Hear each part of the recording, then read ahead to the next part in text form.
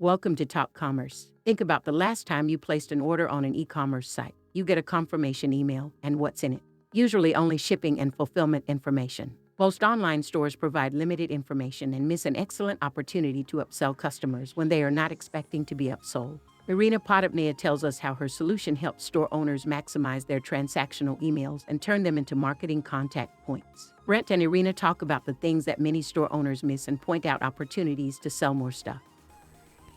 Talk Commerce is brought to you by Content Basis. Have you tried machine learning programs only to find they give you repetitive garbage or worse, information irrelevant to the context of what you asked for? Do you know if the content that you're using on your website is even performing? Content Basis exists to analyze, create, and measure the content that is crucial for your product or service. Content Basis analyzes your website analytics to learn what is performing well and what is not. We dig into your search history to discover what keywords people are using to find your product and services, and what keywords people are using to find your competitors' products and services. We create a content plan to help you deliver content that wraps around your most vital products and services, and then we track the performance of this content, reassess it, and make it better. Go to contentbasis.io to learn more. The open beta program is available to new users. Go to contentbasis.io. Talk Commerce is sponsored by Haifa, or as the Europeans say, Hoofa, or the right way to say it. Hoofa is rapidly becoming the biggest Magento front end after Luma. For those who don't know it, Luma is the basic theme that comes with Magento, and it is giantly slow. If you're looking for a template-based front end with the fastest loading times in the e-commerce industry while saving costs on development time and hosting infrastructure, Hoofa is your best option.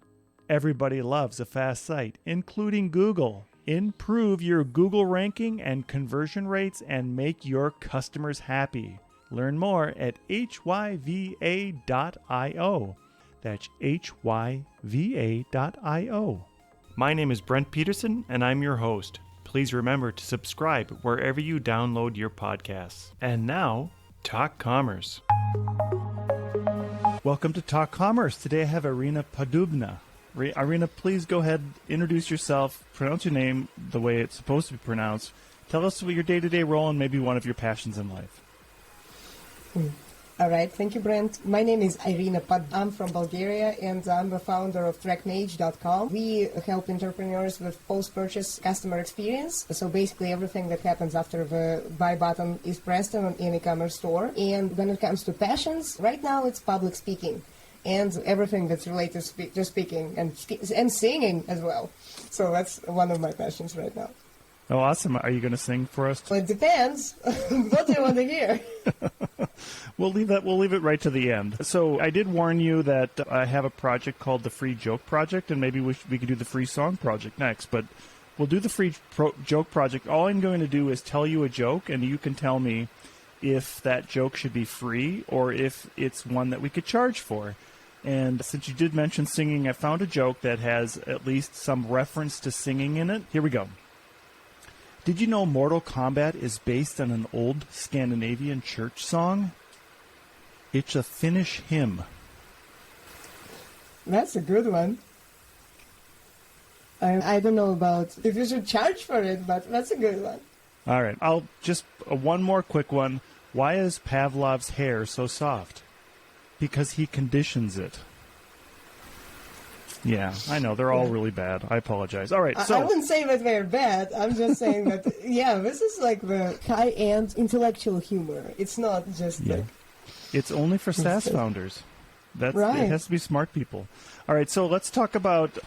I'm very interested in post-transactional data and how you can get people. And we are a Magento agency. My day job is running a Magento agency, and we've done a lot of work where...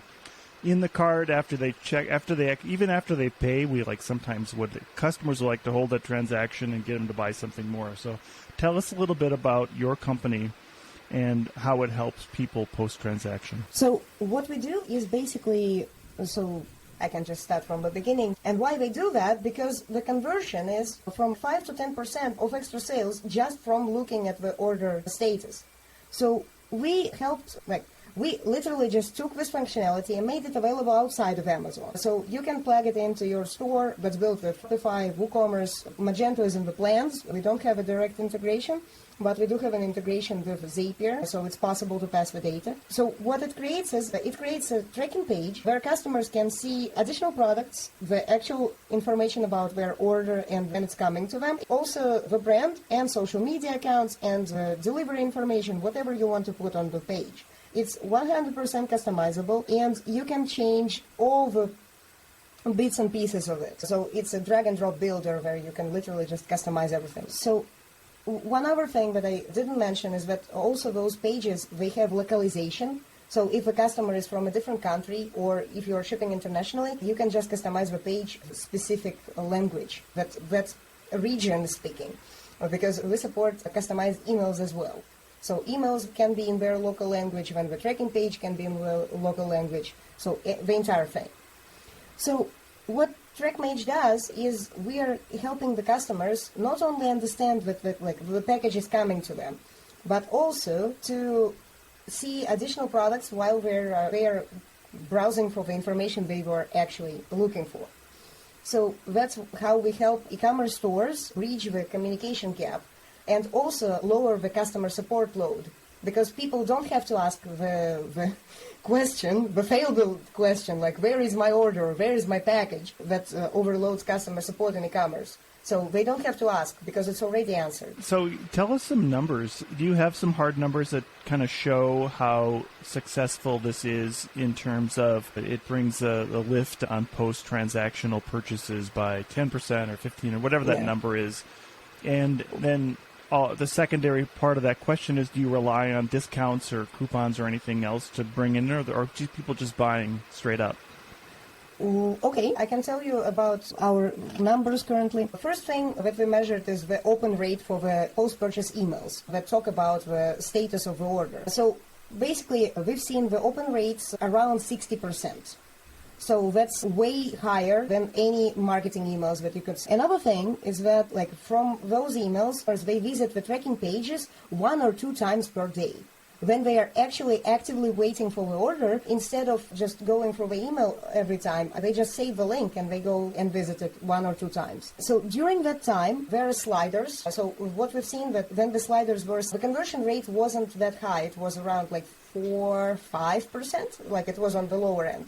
But when we made them animated and they started moving, the conversion rate raised to around 10-12%. Customers, they actually, when we are waiting for the order, they literally have nothing to do, and they want to get the package that they are waiting for, but they don't know how to facilitate that process. So instead, they are left with just some free time, and they start browsing the products, and if the products are interesting, the customers are buying. So we've worked with this YouTube influencer. They are creating an animated series, and this cartoon gathered a very passionate fan base with 3 million followers. It's called Metal Family. If you want, you can check it out. A very cool thing, and they have remarkable sense of humor, so I would say. So, and this fan base, they were, when they launched their first comic book, they were not prepared to handle, the amount of orders they were going to get. Because they printed the whole batch of 1,000 pieces, and it was sold instead of 2 months, how they were projecting, it was sold in 1 week. And after that, they had to fulfill everything. And what we've seen, so from those 10,000 orders, originally TrackMage wasn't there, but we joined in the middle of this process. So from those 10,000 orders, we've seen around 7% extra sales, so that result around 700. That's exactly what it was. So 700 extra orders from the tracking page, but then we don't measure the indirect sales. Some of the customers, they were going through the logo to the website, they were going to the social media and then back to the website. So that's the indirect conversion. So maybe it's around 15% or something like that, because we didn't have the detailed analytics at that point. And what happened then, the customers were waiting, and instead of writing to customer support like they previously did, because Metal Family, they were overwhelmed with the amount of questions they got. Because the customers, they were again, you can imagine, this is a cartoon series. What kind of immature customers were there? So the immature customers, they were sending messages to all the social media accounts they knew, 5 messages from one customer, every time. So they had to ease that pain. So we had to ease that pain for them, because once the emails started going out and people were getting proactive communication, they stopped asking the questions. And the customer support just, sighed with relief, because all that enormous, a ton of spam questions, it just went away. So after that happened, and the last bit of functionality and what we also helped Metal Family with was getting reviews.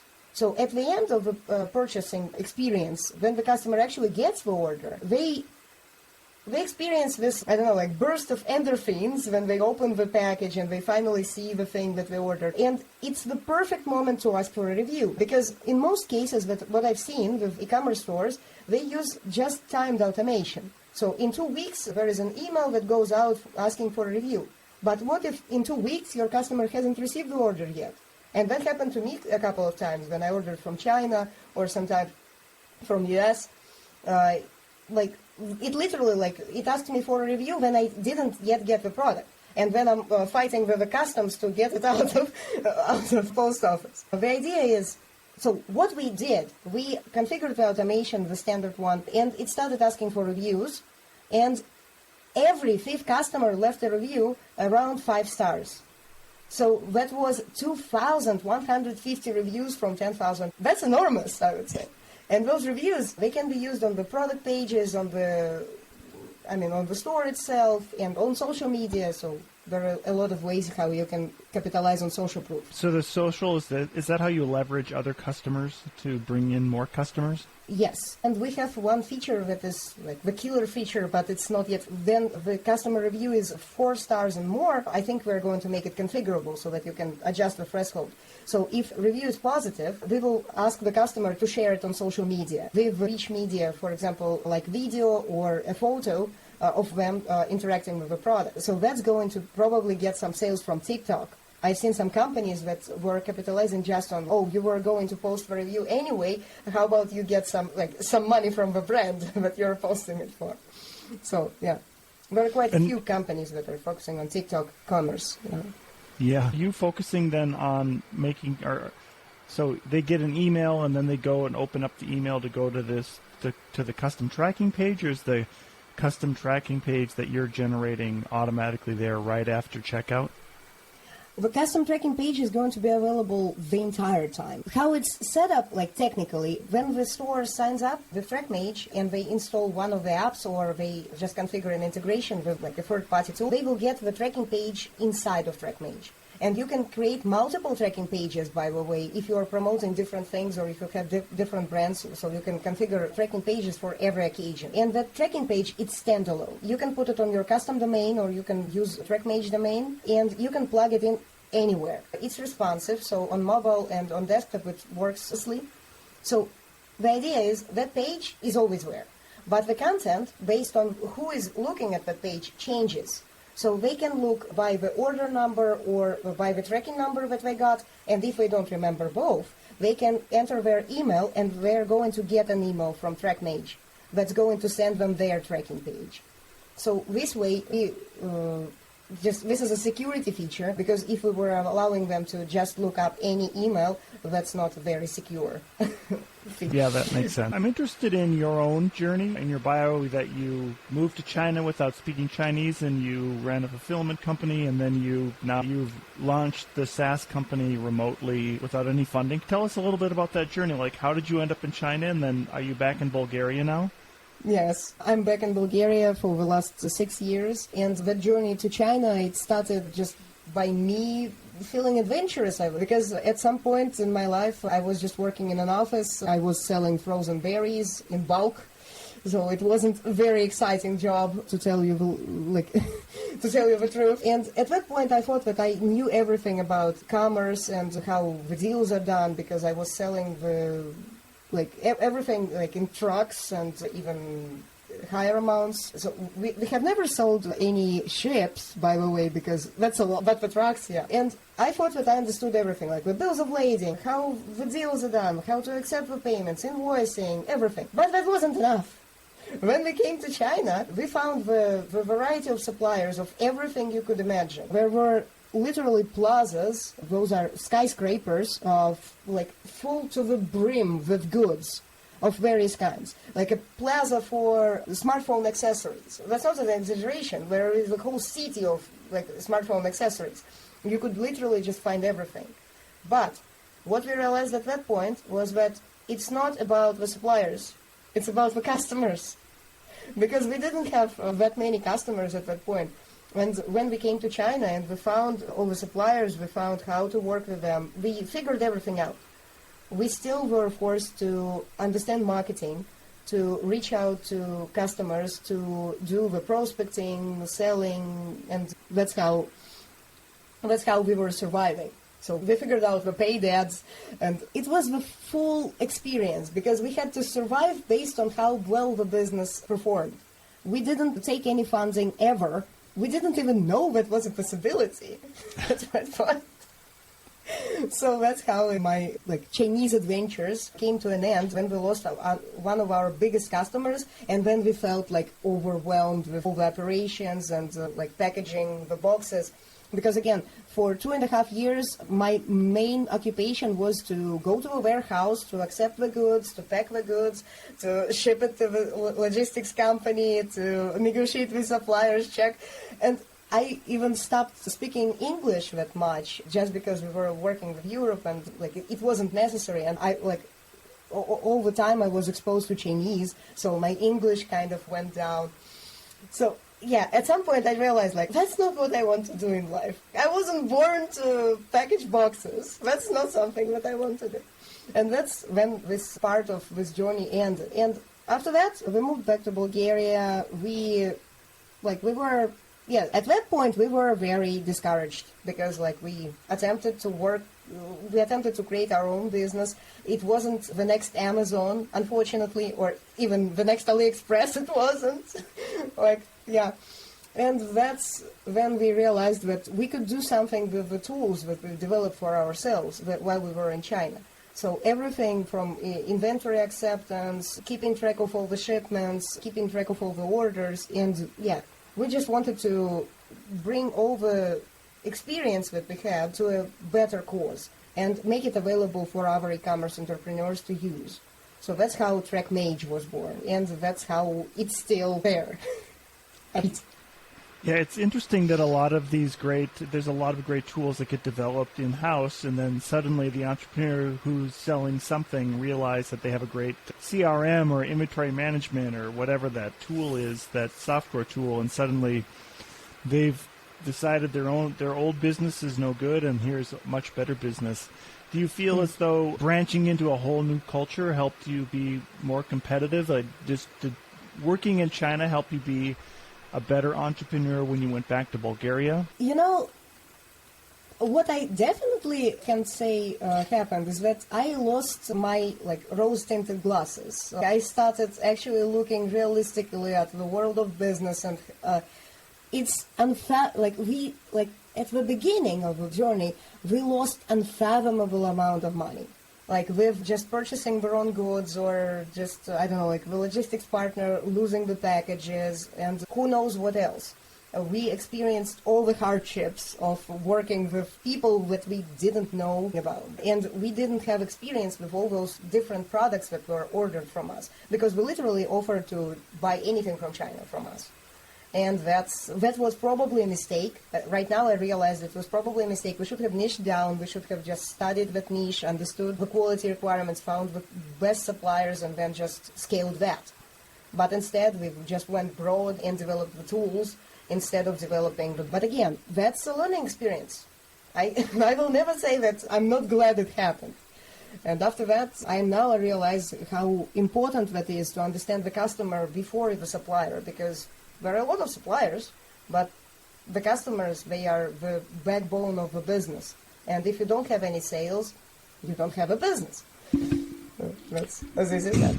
One of my experiences with buying products from China is the documentation is often just Google translated. Do you find that same type of? Did you find that I'm assuming you sold products to Bulgaria, and it was maybe they did a Google translate into Bulgarian, and no human actually read the text. Is that something that is overlooked in China, or is it something that people just don't think is important? I'm just saying specifically language. Like you get some products that are coming from China that are just translated into English, and it's clear it was done through a machine. Nobody actually read it who's in English. Yeah, in case of our deals, I was translating everything, so that wasn't the case. So yes, I did remember when we got some materials, they were very poorly translated, and I did have to spend a lot of time to adjust the wording and to literally make something out of the cluster of words or keywords that I received as vacation. So that was fixed by me, basically. And I remember how we were creating all the documents just because they were the requirements of the customs, not because the suppliers provided them. From the suppliers, we literally got big thank you and the goods. That's all we got from it. So, yeah, I believe the problem literally exists, but I think with AI tools that are currently on the market, you can adjust that. And the translation tools were also getting better. When we were in China, communication was done just through the mobile phones. We were writing in English and showing them some Chinese characters, and they understood us. I think right now it would be through Google Speech or something, like I'm going to talk to the tool. I don't know, Skype maybe. They introduced some on-the-fly translation. So I think right now it's much easier to communicate anywhere in the world. But at that point, it was challenging. So your experience coming out of China and then into TrackMage, and I know one thing you've said about TrackMage is it helps the merchant put their store more on autopilot.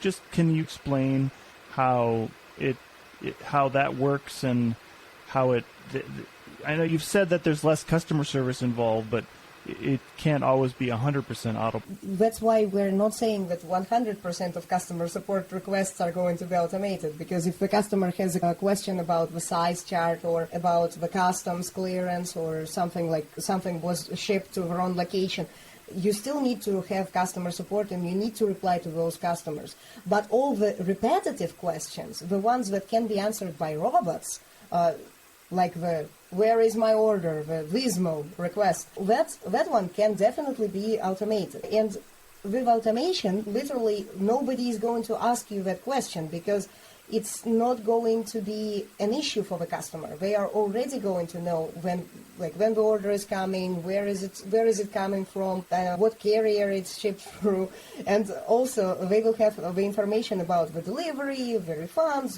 whatever information you want to put on the tracking page. Because the more information you give to your customers, the less likely they are going to reach out. There are some illiterate people who are still going to go to customer support and ask a question. I totally understand that there is going to be a percentage of people who are still going to not understand what's going on, but that percentage is going to be minuscule compared to the previous amount. So that's just like the customer support side. A lot of automation is also coming from operations side. So, for example, with Chinese suppliers, we had to deal with this interesting situation where the supplier is providing you with a tracking number or the information about the package, but then the tracking number doesn't have any tracking information. So that means the tracking number is either incorrect or the product has not been shipped. And if, for example, this situation is left unattended for a week or two, the customer is going to get anxious. They're going to start asking for their money back. So we had to monitor all of that, and that's how in TrackMage we have two counters, days in idle and days in transit. So days in idle is counting until the package is actually moving. So until the status in transit appears on the package. And the other one, days in transit, is counting how many days it's in transit. What if the package got lost in the post? So this way, the business can proactively reach out to those customers who were unfortunate enough to experience a delay. And if it's in the initial stage of communication with the supplier, they can reach out to the supplier and ask, where is the package? When are you going to ship it? And if a supplier is unresponsive or there is an issue, they can even refund it and find another supplier to buy the product from. that's specifically handy for drop shippers. For others, it's not that handy, but still you can poke your suppliers or even knock at their doors and say like, that package, it should have been shipped 3 days ago. What's going on? Yeah, I mean, a really good point. A lot of ERPs will generate they'll generate the package has been shipped even before it gets to the post office or UPS picks it up. And UPS doesn't assign a tracking number until they've actually taken possession of the package. So that's a great feature right now. Yeah. If you were to offer some bit of advice to a merchant going into the holidays right now, what could they still do and what should they be doing after the holidays? The holiday season is rather challenging for e-commerce, so it just literally creates an overload of shipments and overload of everything, like processing. So I guess my most straightforward advice is keep sane, keep calm, because this is going to pass, but right now you need to operate at 100% efficiency, 100% capacity. So I guess that's the advice. But after the holiday season is over, you can examine and do some post-mortems for some of the problems that you experienced during the holiday season. You can see which carriers failed, which carriers you might want to replace with an alternative one. I know that on social media there are quite a few people who are talking about diversifying the shipment volume between not just FedEx, UPS, like the two major carriers. You could try the other ones and see if this improves your cost per shipment or the cost, like the overall margin as well. So another thing would be to evaluate your customer support after the holidays and see where the customer support might have failed or might have failed the communication with the customers, because usually during holidays people want to buy presents and they become very sensitive to the timelines of the shipment. So if the person is not going to get their Christmas socks, for example, they're going to be very upset, and the customer support needs to handle that and be mentally prepared that there are going to be customers with delayed ship. Yeah.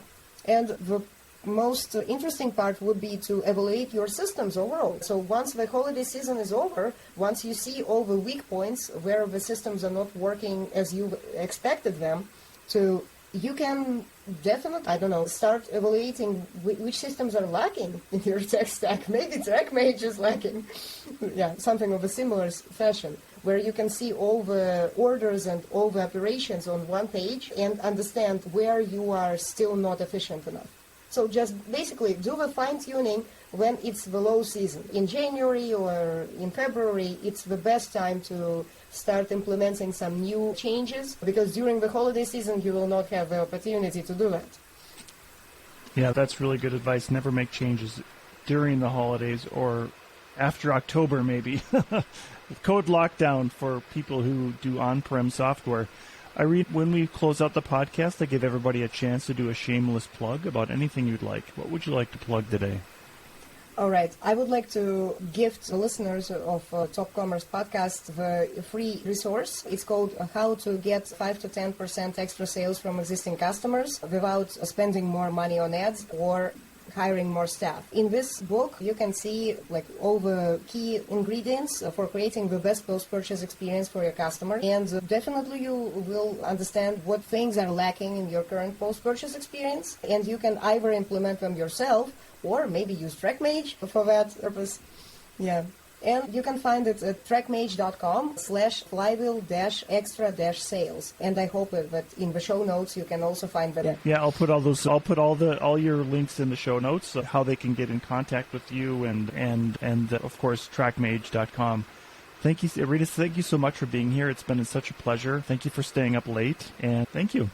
It's my pleasure. I love talking about e-commerce and what you can improve in your supply chain and post-purchase experience. Thank you for the opportunity. Thank you for making it to the end of this episode of Talk Commerce. Please rate this episode wherever you download your podcasts. We are actively looking for people to participate in the Free Joke Project. Go to talk-commerce.com and sign up for your free spot on the Free Joke Project. If you are a business, I will do a 30-second elevator pitch in the spot to help promote your business. That's talk-commerce.com.